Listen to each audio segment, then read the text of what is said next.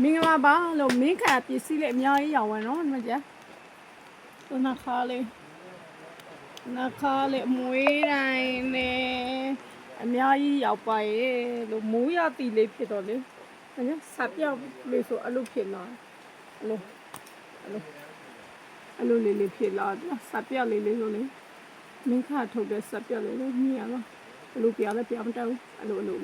ဝေးရွယ်ဒီလားအဲ့လိုမျိုးမဖြစ်အောင်လို့ကျွန်မအခုအမတိတ်လေးနဲ့ပြန်ပြီးတော့ဒီလားဒီဖာလေးတိတ်လေးနဲ့ပြန်လုပ်ပေးနေရတယ်လားမတိတ်လေးနဲ့ဆိုတော့လေ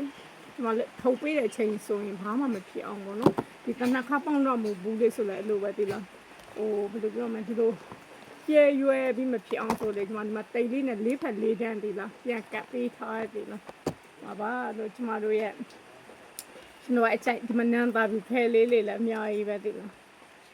ကြည့်ညာရီပဲနန်းသားဖြူကဲလေးဒီမှာ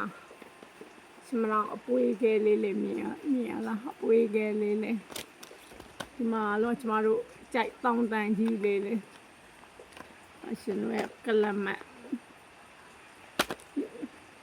ဒီကနေ့စပြလေးဆိုပြေးလား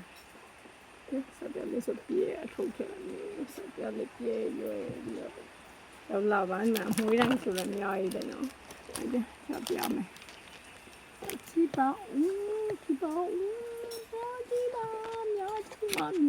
苗子嘛都get苗，蹦嚟空嚟屋嚟挨嚟片呢，係咪啊？有你拜先，我order 你嚟ထုတ်嘛噃နော်，order 你嚟ထုတ်တော့မှာပါ။ပြဲနေရွေးနေတာလေလုံးဝမထည့်ပေးလိုက်ပါဘူးလို့။order လေးထုတ်တော့မှာပါလို့ order လေး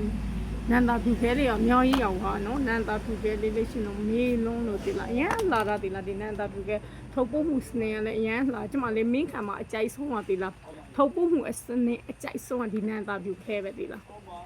အရန်လာရဲ့တထုတ်ချင်းပေးတဘူးပေးရမှာလဲ